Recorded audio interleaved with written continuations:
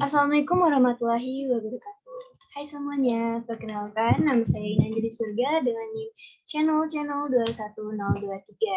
Saya dari kelas A D3 Akuntansi Fakultas Ekonomi dan Bisnis.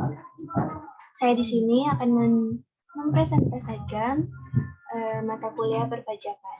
Nah, yang pertama itu jelaskan pengertian pajak, teori pemungutan pajak, dan jenis-jenis pajak. Jadi di sini saya akan pertama-tama menjelaskan apa itu pajak. Pajak adalah kontribusi wajib pajak kepada negara yang terhutang oleh orang pribadi atau badan yang bersifat memaksa berdasarkan undang-undang dengan tidak mendapatkan imbalan secara langsung dan digunakan untuk keperluan negara bagi sebesar-besarnya kemakmuran rakyat. Nah, yang selanjutnya teori pemungutan pajak. Teori pemungutan pajak ini terbagi menjadi 5. Nah, yang pertama itu teori asuransi.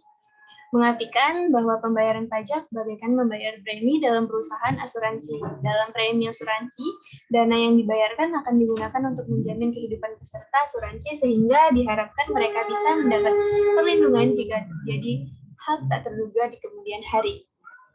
Nah, yang kedua itu teori kepentingan. Maksud dari teori kepentingan adalah seperti dua pihak yang saling membutuhkan serta saling menguntungkan. Dua belah pihak itu adalah negara dan masyarakat. Negara harus dikelola membutuhkan biaya yang tidak sedikit, maka masyarakat yang membantu dengan memberikan dana berupa pajak. Dari dana yang dibayarkan itu, negara akan melaluinya untuk masyarakat agar bisa sejahtera menjalani kehidupannya. Dan yang ketiga itu teori gaya pikul, mengartikan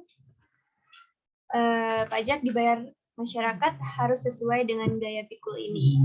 Maka mereka belum memiliki gaya pikul yang artinya tergolong penghasilan tidak kena pajak, seperti itu. Nah, yang selanjutnya itu teori bakti. Dikatakan apabila negara mempunyai hak mutlak untuk mengambil pajak dari rakyatnya. Rakyat juga dianggap sudah memiliki kesadaran penuh untuk membayarnya sebagai bentuk tanda bukti kepada negara. Teori ini dilakukan agar sistem pemerintah bisa berjalan baik dan rakyat bisa memperoleh manfaatnya melalui pembangunan. Nah, yang terakhir itu teori daya beli. Teori daya beli berkaitan erat dengan kemampuan masyarakat untuk melakukan transaksi jual beli melalui pengeluaran pajak. Diharapkan bisa menarik daya beli setiap rumah tangga atau masyarakat. Hal ini mendorong terjaminnya kemakmuran masyarakat itu sendiri. Nah, selanjutnya akan menjelaskan tentang jenis-jenis pajak. Jenis-jenis pajak itu terbagi menjadi 2, pajak pusat dan pajak daerah. Yang pertama saya akan menjelaskan dulu jenis-jenis dari pajak pusat. Pajak pusat dan jenisnya merupakan pajak yang dikelola pemerintah pusat. Di antaranya itu yang pertama, pajak penghasilan atau biasa disingkat dengan PPh. Yang kedua itu pajak pertambahan nilai atau PPN. Pajak penjualan atas barang mewah atau PPNBM. Yang keempat, bea materai BM. Pajak bumi dan bangunan. Yang kedua, pajak daerah adalah pajak yang dikelola oleh pemerintah daerah. Di antaranya, yang pertama itu pajak provinsi, dan yang kedua pajak kendaraan bermotor. Yang ketiga, bea balik nama kendaraan bermotor. Yang keempat, pajak bahan bakar kendaraan bermotor. Yang kelima, pajak air permukaan. Yang keenam, pajak rokok. Dan yang ketujuh, pajak kabupaten atau kota. Yang kedelapan, pajak hotel.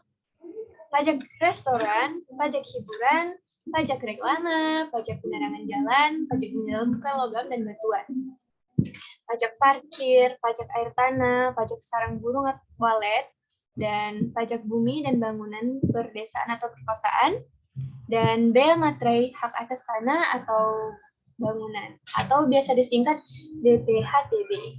Nah, yang terakhir itu pajak bumi dan bangunan sektor perdesaan dan perkotaan. Jadi teman-teman, di antara pajak daerah itu banyak sekali, bukan? Banyak jenisnya.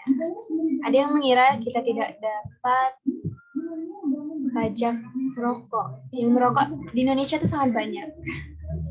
Jadi itu menjadi salah satu pajak. yang paling banyak. Nah, yang kedua ini objek pajak adalah penghasilannya itu setiap tambahan kemampuan ekonomis yang diterima atau diperoleh wajib pajak, baik yang berasal dari Indonesia maupun dari luar Indonesia, yang dapat dipakai untuk konsumsi untuk menambah kekayaan wajib pajak yang bersangkutan. Nah, yang diminta jelaskan penerapan pengertian baik yang berasal dari Indonesia maupun dari luar Indonesia dalam perpajakan Indonesia dengan memberikan contoh aplikasi pelaksanaannya. Baiklah, saya akan menjelaskannya.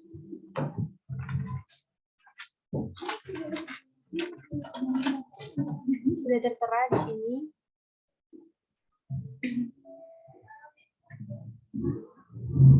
Nah, dalam konsep PPH atau objek pajak yang sebagaimana dalam undang-undang mencakup tambahan kemampuan ekonomis, baik yang berasal dari dalam ataupun luar negeri. Hal ini berarti wajib pajak luar negeri dikenakan pajak atas pendapatan yang berasal dari dalam negeri, yang dalam penerapannya diatur melalui Undang-Undang PPH Pasal 26. Di sisi lain, selain dikenakan atas pendapatan dalam negeri, wajib pajak dalam negeri juga dikenakan pajak atas pendapatan yang berasal dari luar negeri, yang sebagaimana diatur dalam Undang-Undang PPH Pasal 24. Namun dalam konsep PPH atas pendapatan yang berasal dari luar negeri, kebijakan yang dirancang sedemikian rupa untuk menghindari double taxation, di mana dalam hubungan dengan tiap negara diatur secara khusus, dan lebih mendalam tax treaty antara Indonesia dengan tiap negara lainnya.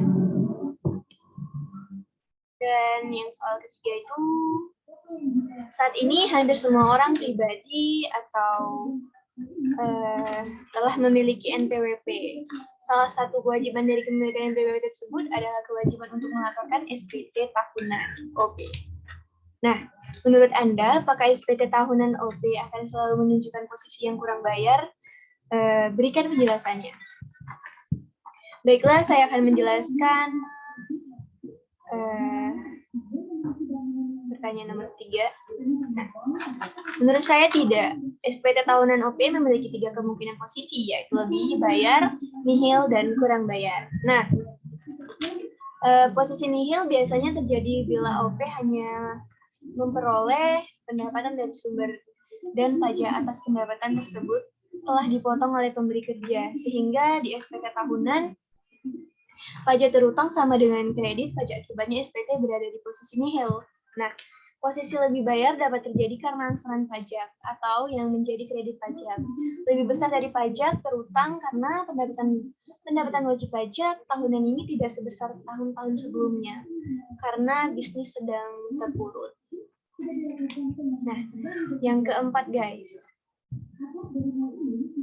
Jelaskan beserta contoh apa yang dimaksud dengan subjek pajak dan objek pajak.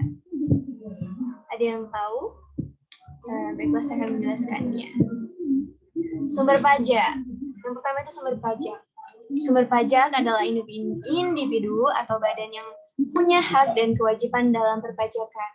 Sebagaimana diatur dalam Undang-Undang Republik Indonesia Nomor 36 Tahun 2008 tentang perubahan keempat atas Undang-Undang Nomor 7 Tahun 1983 tentang pajak penghasilan. Menurut undang-undang tersebut, subjek pajak terdiri dari 1 orang pribadi, yang kedua itu warisan yang belum terbagi sebagai satu kesatuan menggantikan yang berhak.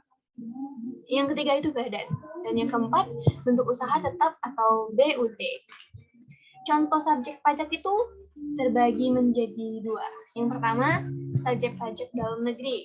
Misalnya, orang pribadi, badan, warisan. Dan yang kedua itu subjek pajak. Nah, orang pribadi dan badan. Nah, lalu selanjutnya itu objek pajak, yaitu penghasilan atau tambahan ekonomis yang diterima oleh wajib pajak. Penghasilan tersebut bisa berasal dari dalam maupun luar negeri, asalkan bisa dipakai untuk konsumsi dan menambah kekayaan dari wajib pajak yang bersangkutan itu sendiri. Contoh objek pajak adalah sebagai berikut.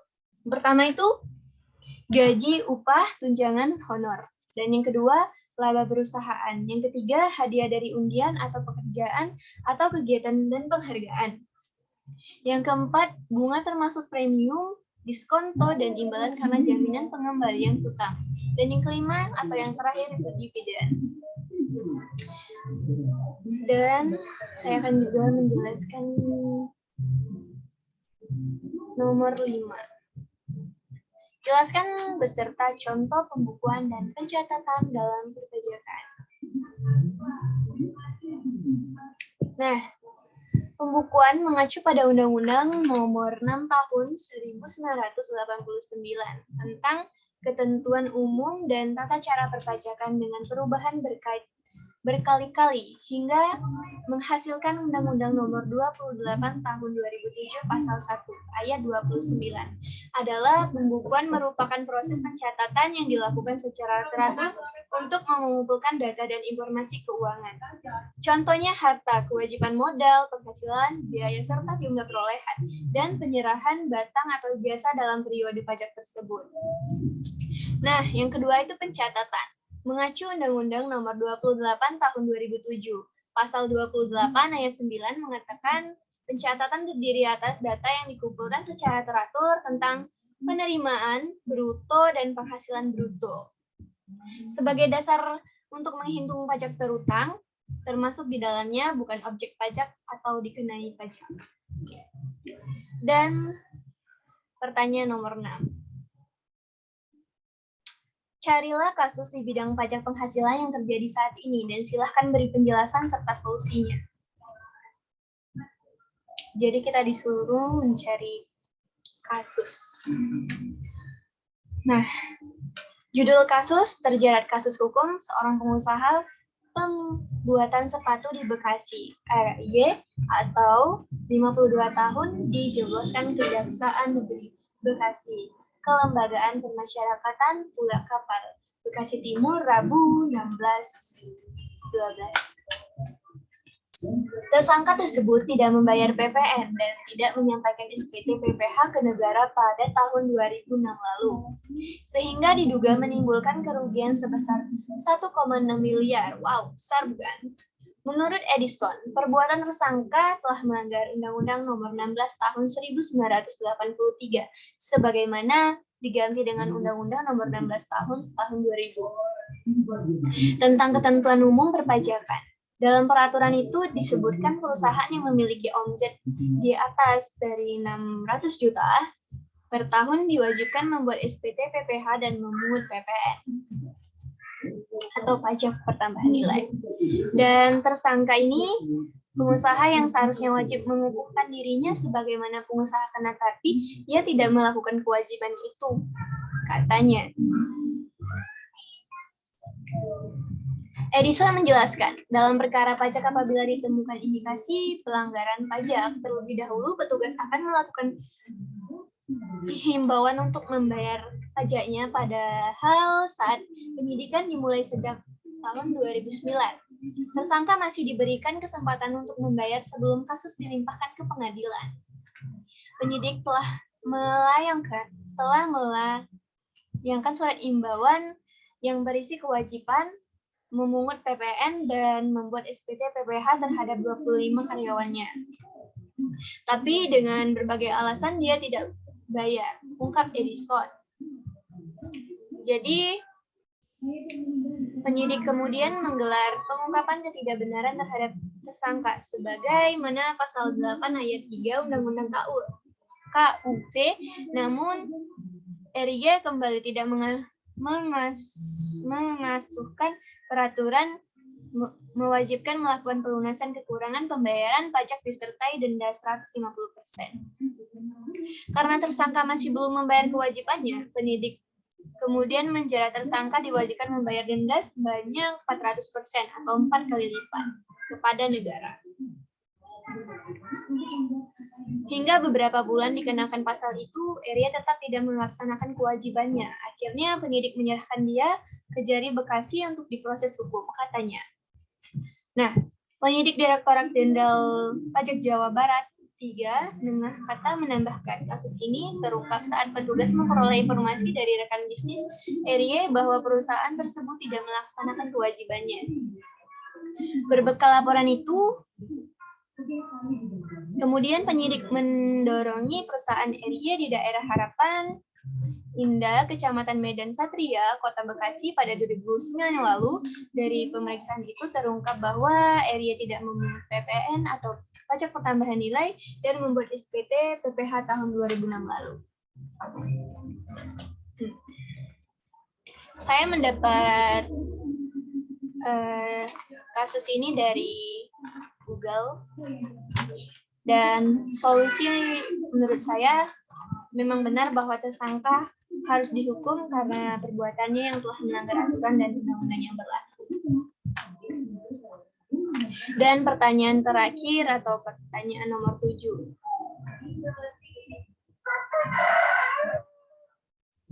Carilah kasus di bidang pajak pertambahan nilai yang terjadi saat ini dan silakan beri penjelasan serta solusinya.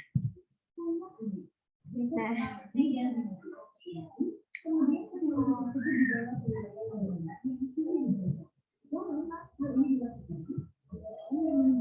judul kasus yang saya buat atau yang saya dapat yaitu curang bayar pajak, wajib pajak ini divonis 5 tahun, 6 bulan penjara, denda 20 miliar. Banyak bukan? Nah, dalam pengadilan yang dilakukan secara online pada Rabu tanggal 5 bulan 8, Majelis Hakim Pengadilan Negeri Jakarta Selatan menjatuhkan vonis kepada terdakwa RW, Direktur Operasional PT DC atas perkara tidak pidana di bidang perpajakan dan tindak pidana di bidang perpajakan dan tindak pidana pencucian uang. Vonis yang dijatuhkan yakni 5 tahun, 6 bulan penjara dan denda 2,5 miliar. Yaitu 2 kali jumlah kerugian negara. Subsider 6 bulan kurungan kepada terdakwa. Perbuatan pidana perpajakan dilakukan terdakwa terjadi di kurun waktu 2010 sampai dengan 2012 dengan menggunakan faktur pajak tidak sah untuk mengecilkan jumlah pajak pertambahan nilai, terutang yang harus disetorkan ke kas negara dan dilaporkan ke kantor pelayanan pajak. Terdakwa juga pernah mengajukan nota protes dengan mempersalahkan pelakuan aparat pajak saat terjadi tindakan penyanderaan U-Zelling atau pada tahun 2017. Sama seperti yang nomor 6, saya juga mendapat kasus ini dari Google.